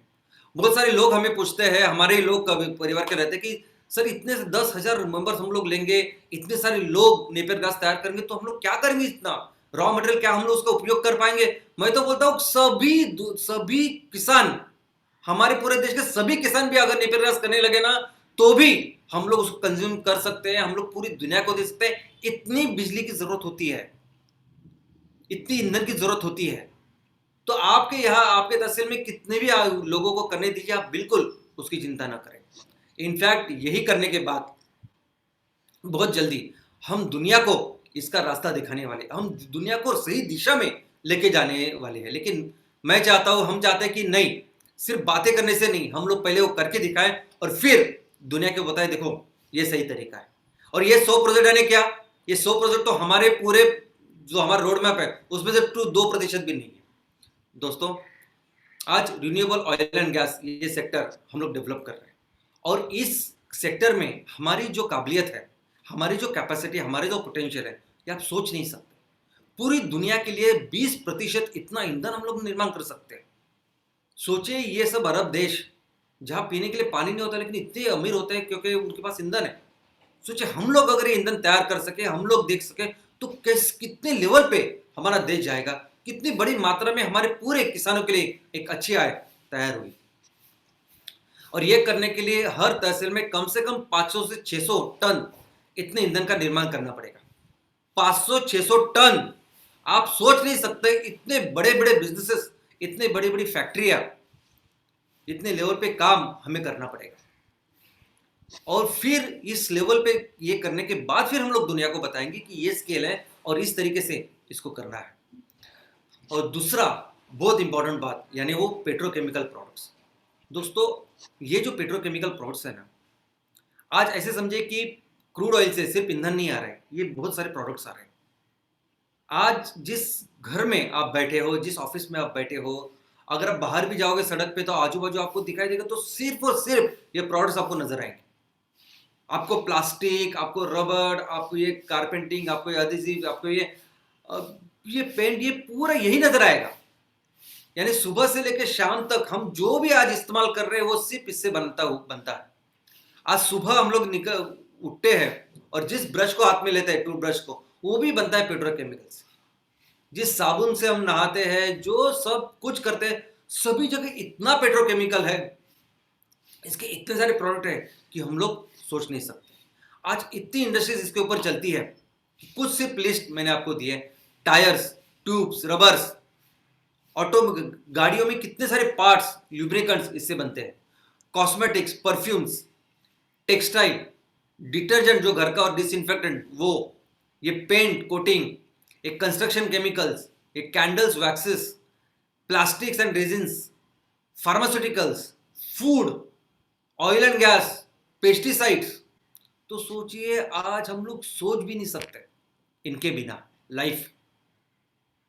इतनी तरह से ये पेट्रोकेमिकल प्रोडक्ट्स हमारे लाइफ में घुस चुके हैं, भर चुके, पूरी तरह से सब जगह है ये पेट्रोकेमिकल। लेकिन इसका दूसरा एंगल मैं आपको बताना चाहूंगा। आज पूरी तरह से पर्यावरण का संतुलन जिसने खराब किया है, जिसकी वजह से ये पूरा पर्यावरण का संतुलन पूरी तरह से बिगड़ चुका है, उसका भी नाम है पेट्रोकेमिकल। यही वो प्रोडक्ट्स है कि जो बिल्कुल ही ना रिसाइकल होते, ना इसका कुछ किया जा सकता है। ये जो बड़े बड़े पहाड़ आपको नजर आते हैं, हर शहर तो छोड़िए, हर गांव के बाहर अभी ये सिर्फ हो रहे हैं, सिर्फ और सिर्फ इस पेट्रोकेमिकल की वजह से। पूरी तरह से उसने इतनी बर्बादी की है। आज कोई भी पानी का अगर आप लेंगे, आप समुद्र से लेके नदी, तालाब, वो देखोगे तो बुरी तरह से पोल्यूशन फैल चुका है और इसने वहां के पानी का इकोसिस्टम पूरी तरह से खराब कर दिया। इतना ही नहीं, हवा, ये अपनी धरती, अपनी ये मिट्टी, सभी जगह ये पॉल्यूशन, ये पेट्रोकेमिकल की वजह से हम लोगों ने इस इकोसिस्टम को बर्बाद करके रखा है। और इसीलिए इस बर्बादी की वजह से ही ये कोरोना है, ये सार्स है, ये बर्ड फ्लू है, ये कितने सारे एबोला, इतने सभी जो वायरसेस जो है वो कहीं बाहर से नहीं आए, वो यही इसी इकोसिस्टम का पार्ट है ना। कहाँ से आया कोरोना? ये कोरोना किसी दूसरे उपग्रह से नहीं आया ना। ये सभी इकोसिस्टम को हम लोगों ने इस तरह से बर्बाद करके रखा है कि ये अपना घर छोड़ के हमारे इसमें आ रहा है और करोड़ों सालों से चलता आया हुआ ये जो संतुलन हम लोगों ने बिगाड़ के रखा है। लेकिन दोस्तों इसका भी सॉल्यूशन है एग्रीकल्चर, इसका भी एक ही सॉल्यूशन है, वो हमारी खेती। पूरे जो प्रोडक्ट्स आपको चाहिए, अभी प्लास्टिक की बात करें तो बायोप्लास्टिक, यानी जो प्लास्टिक हम लोग उगा सकते हैं उसमें सिर्फ मैं थैलों की बात नहीं कर रहा हूँ। जिस तरह का आपको प्लास्टिक चाहिए ना, जिस तरह का, उस तरह का प्लास्टिक आज हमारे खेतों से बन सकता है। आज मैं रबड़ में तो सिर्फ जो सॉफ्ट है उस रबड़ की बात नहीं कर रहा हूँ, जो हार्ड रबड़ है उसकी भी बात कर रहे हैं, वो भी हम लोग अपने खेतों से बना सकते हैं। Paint, internal paint, external paint, वो हम लोग खेतों से बना सकते हैं। यानी हर इंडस्ट्री में केमिकल्स लगते हैं। कोई भी इंडस्ट्री आप लेंगे तो उसमें कुछ ना किस इसमें सॉल्वेंट्स हो या कैटलिस्ट हो या कुछ भी ऐसे केमिकल्स लगते हैं। लेकिन भगवान की कृपा से ये सभी केमिकल्स आज हम लोग हमारी खेती में तैयार कर सकते हैं, सभी तरह के। ये कॉस्मेटिक्स है, जो साबुन से लेके टूथब्रश से लेके सब कुछ, आज जो केमिकल हम लोग इस्तेमाल कर रहे हैं पेट्रोकेमिकल, ये 100% हम लोग हमारे खेतों से तैयार कर सकते हैं, जो बायोबेस होंगे। तो जो भी चाहिए आज दुनिया को, जो भी चाहिए आज मानव को, जो भी चाहिए आज डेवलपमेंट को, जो भी आपको चाहिए ना, वो सब हम लोग खेती से तैयार कर सकते हैं। और ये हमें पूरी दुनिया को बताना है, बताना नहीं है, ये पूरी इतने सालों से ये कुदरत हमें बता रही है। ये हम ही लोग हैं जो भूल चुके हैं और फिर से हमको ये करके दिखाना है। और दोस्तों ये करके कराने के लिए हमारे पास, हमारे भारत के पास बहुत बड़ा रिसोर्सेस है। यानी अगर सस्टेनेबिलिटी फ्यूचर है, देखो इसको अलावा कोई चारा नहीं। अभी 2-4 साल के बाद, 5 साल के बाद उनको समझ में आएगा कि सस्टेनेबल क्या है। तो इसके अलावा कोई भी दूसरा ऑप्शन ही नहीं है अगर हमें इस दुनिया को बचाना है। तो धरती, ये खेती, ये एकमात्र ऑप्शन है। और इसमें सबसे ज्यादा पोटेंशियल आज पूरी दुनिया में अगर किसका है तो हमारे देश का है, हमारे भारत का है। ये डीपीआर जो हम लोग बोल रहे हैं, डिटेल प्रोजेक्ट रिपोर्ट, क्या होता है डिटेल प्रोजेक्ट रिपोर्ट में? कोई भी बिजनेस करते हैं उसके बनाते हैं डिटेल प्रोजेक्ट रिपोर्ट यानी डीपीआर। यानी रॉ मटेरियल कहाँ से आएगा, मैन्युफैक्चरिंग कैसी होगी, टेक्नोलॉजी कैसे होगी, कौन से प्रोडक्ट्स तैयार करेंगे, कहाँ बेचेंगे, और इस सब में इकोनॉमिक्स क्या रहेगा, उसको बोलते हैं डीपीआर। लेकिन हमारे लिए वो डीपीआर नहीं है। हमारे लिए क्या है डीपीआर? एमसीएल में क्या है डीपीआर? कि आप जिस ग्राम पंचायत में आपने जो प्रोजेक्ट लगाया ना एमवीपी, उसका क्या पोटेंशियल है, आपके ग्राम पंचायत में कौन सी जमीन है कि हम लोग इसको डेवलप कर सकते हैं, और कौन सी भी जमीन रहने दीजिए। अगर आपके पास पहाड़ है, रेगिस्तान है, समुद्र को लग के, आपको बिल्कुल चिंता करने की जरूरत नहीं। सिर्फ नेपियर ग्रास नहीं है जो हम लोग कर सकते हैं, कितनी चीजें हैं, कितनी चीजें आप सोच नहीं सकते। हर चीज में मैं तो बोलता हूं कि जम्मू कश्मीर से लेकर कन्याकुमारी तक हर जगह से, हर टुकड़े से हम लोग कुछ ना कुछ कर सकते हैं जो आज हम लोग मार्केट में दे सकते हैं। अभी जैसे, और वही अपनी जगह पे कितनी जमीन है, कितनी मैन पावर है, किस तरह से लोग हैं कि जो कौन सा स्किल अच्छी तरह से करते हैं, उनको लेके भी हम लोग बिजनेस कर सकते हैं। और इस सभी चीजों का अगर मूल कोई सबसे बेसिक अगर कोई प्रोजेक्ट है तो है वो एमवीपी।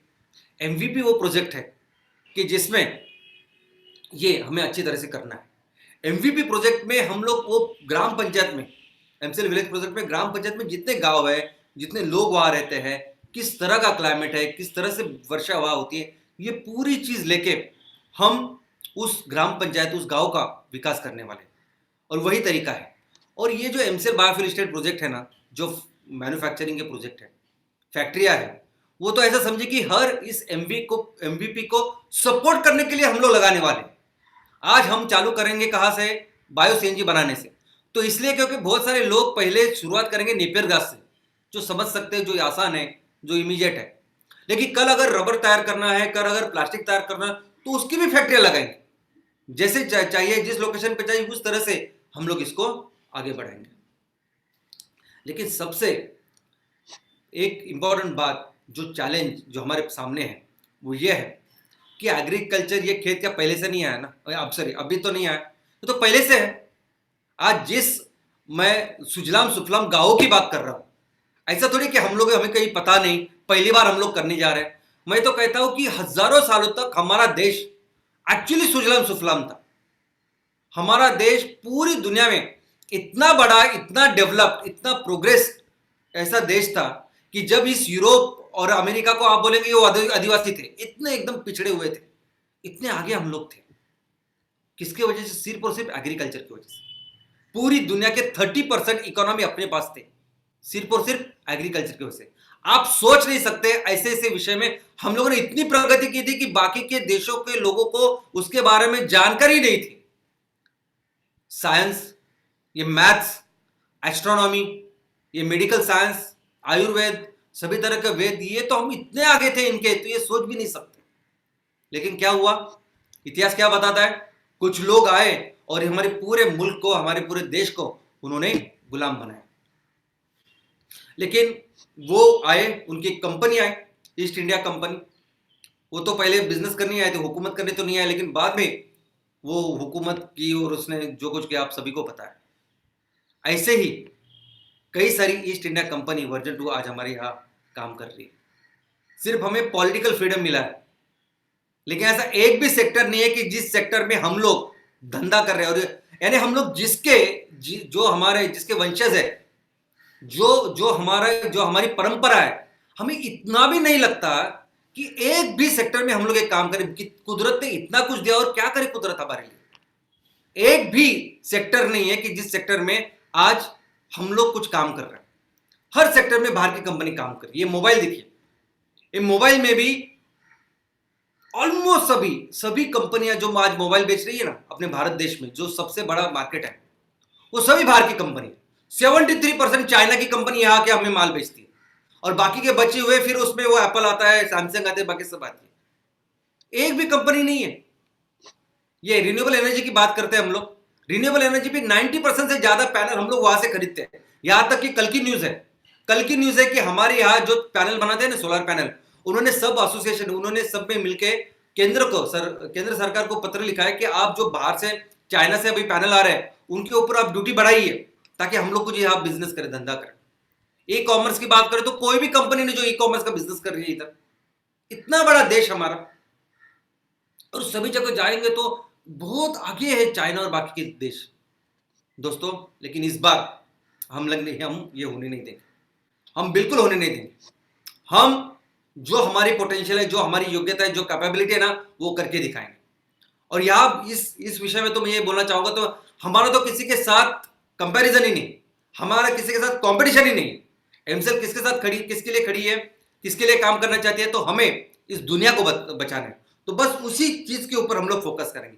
कोई जरूरत नहीं ये क्या कर रहा है, वो क्या कर रहा है, कौन से सेक्टर में, हमें पता नहीं।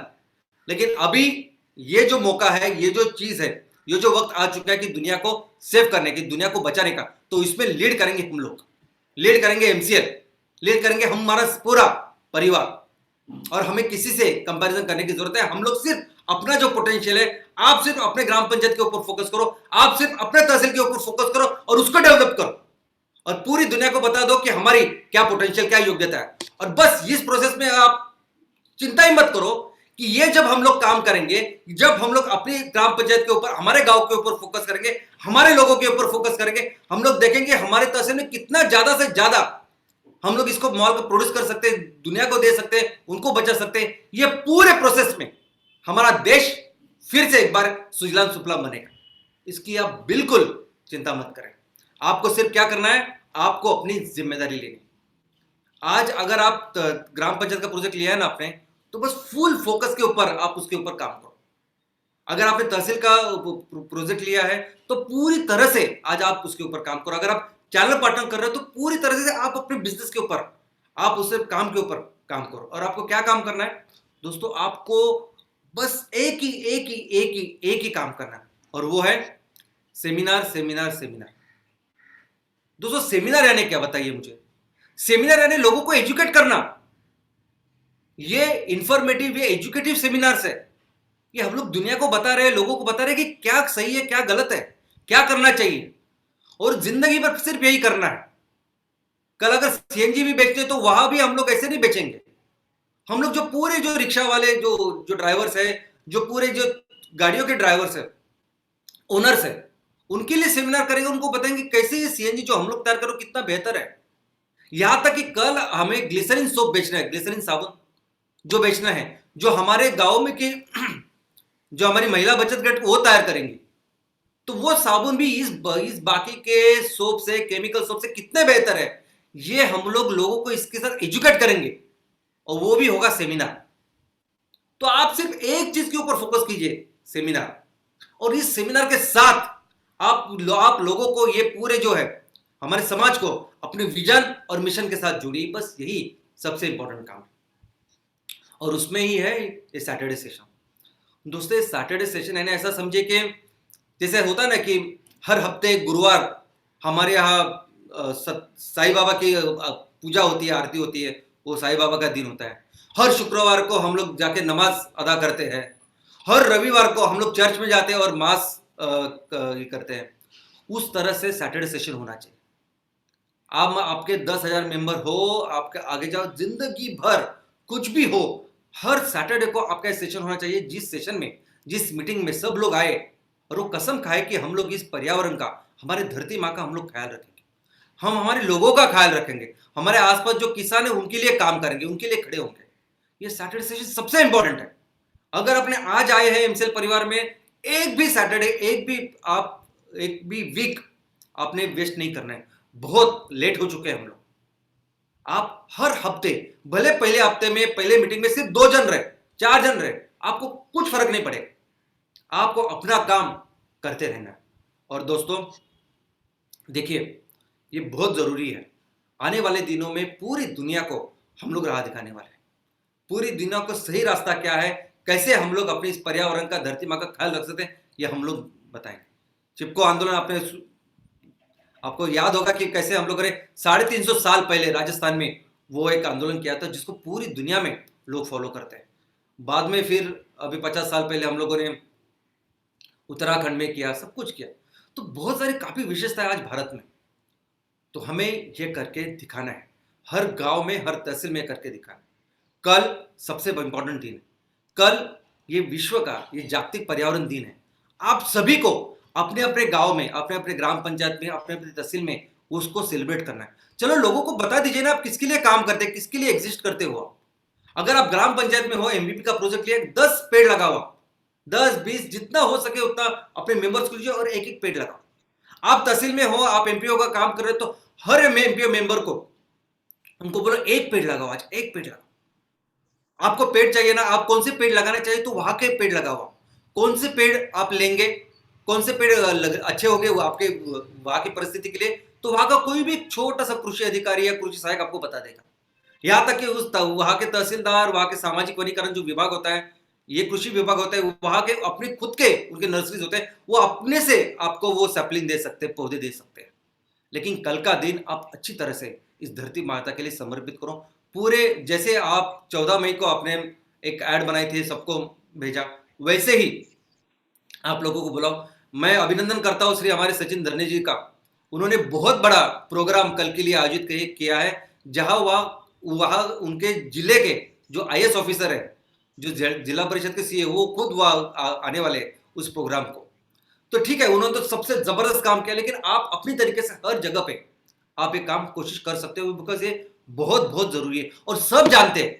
कल अगर आप एक के लिए आप खड़े हो लोगों के सामने, तो आपके बहुत बहुत शुभकामनाएं। और मैं चाहता हूं बहुत जल्दी आप उस क्लब में शामिल हो जहां हमारे कोलपे साहब, दत्ता शिवनी साहब, हमारे पवार साहब आज उसमें हो, और जल्दी से जल्दी आप इस फैक्ट्री को लगाओ और फिर से एक बार हम लोग पूरी दुनिया में शेयर बन जाते हैं। All the best, thank you.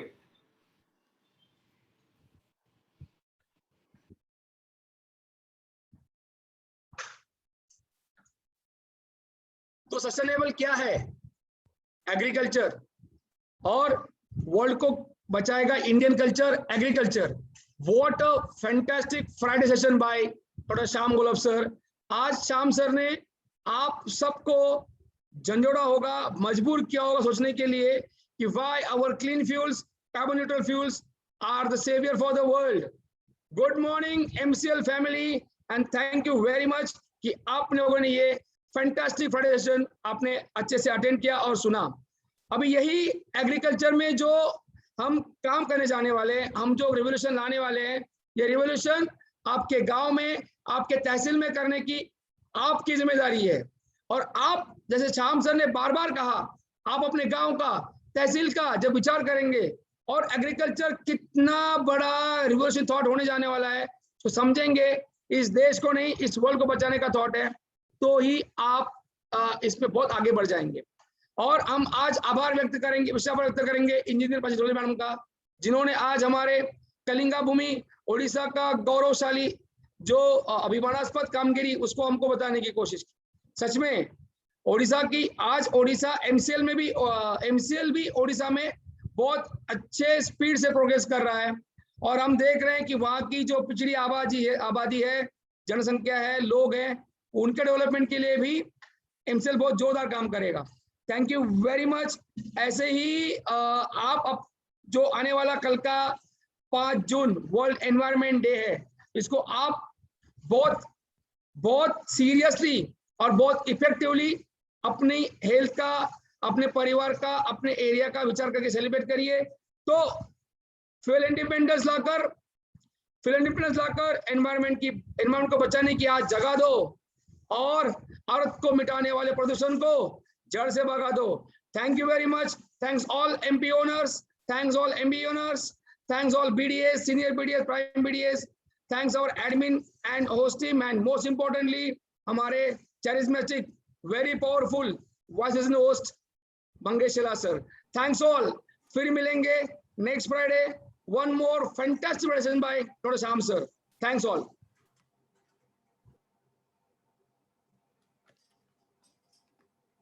Thank you लवेश sir. आपका किसी भी विषय को पेश करने का जो ढंग है वो सही में निराला है। ऐसा लगता है मानो आपके नस नस में एमसीएल दौड़ रहा है, और इसीलिए जब भी हम आपकी बातें सुनते हैं तो अपनेपन का एहसास होता है। Thank you very much. Thank you Prachi madam. हर बार की तरह इस बार भी आपने एक सब्जेक्ट जो कि आज की डेट में बहुत ही बड़ी परेशानी है, उस साइक्लोन के ऊपर आपने बात की, और किस तरह से साइक्लोन आज पूरी मानव जाति के लिए एक बहुत बड़ी समस्या खड़ी हुई है, इसके बारे में बताया, और कैसे एमसीएल ही उसके लिए आने वाले दिनों में एक पर्याय हो सकता है, इसके बारे में आपने बताया। Thank you doctor Shyam sir. जिस तरह आज का यह सुविचार था कि when a million things can bring you down, find one reason to keep you up। हर शुक्रवार हमें वो रीजन आप देते हैं कि जिस वजह से हम हमेशा अपने लक्ष्य की ओर चलते रहते हैं। Thank you very much. और सही मायनों में एग्रीकल्चर ही आने वाले दिनों में ये मानव जाति का सेवियर जो है वो होने वाला है। इसी के साथ मैं शुक्रिया अदा करना चाहता हूँ एमसीएल टीम का, जो हर दिन हर रात सिर्फ एमसीएल के मिशन को कामयाब करने के लिए कभी भी घड़ी नहीं देखती और काम करते रहती है। Thank you very much. Hats off to you. और एक व्यक्ति का मैं यहाँ पर शुक्रिया अदा करना चाहता हूँ, जिसका अगर शुक्रिया मैं अदा न करूँ तो शायद ये प्रोग्राम अधूरा रह जाएगा, और वो है आप। सो दोस्तों, आप लोग इतनी भारी संख्या में यहाँ पर आए और आपने इस प्रोग्राम को सक्सेसफुल बनाया, इसके लिए मैं तहे दिल से आप लोगों का शुक्रिया अदा करता हूँ। और मैं आप लोगों से ये रिक्वेस्ट करता हूँ कि आप अपने परिवार का और पूरे एमसीएल परिवार का ख्याल रखिए, स्वस्थ रहिए, मस्त रहिए। जाने से पहले फिर एक बार आप सभी लोगों से ये गुजारिश करता हूँ कि आप लोगों को जो चैट बॉक्स में लिंक दी गई है उसके ऊपर जाइए और कृपया अपना फीडबैक दीजिए। आपका फीडबैक हमारे लिए बहुत ही महत्वपूर्ण है। तो इसी के साथ मैं आपका होस्ट मंगेश शेलार यहीं पर आपसे अलविदा कहता हूं और यह घोषित करता हूं कि आज का यह वेबिनार यही खत्म हुआ। थैंक यू, शुक्रिया।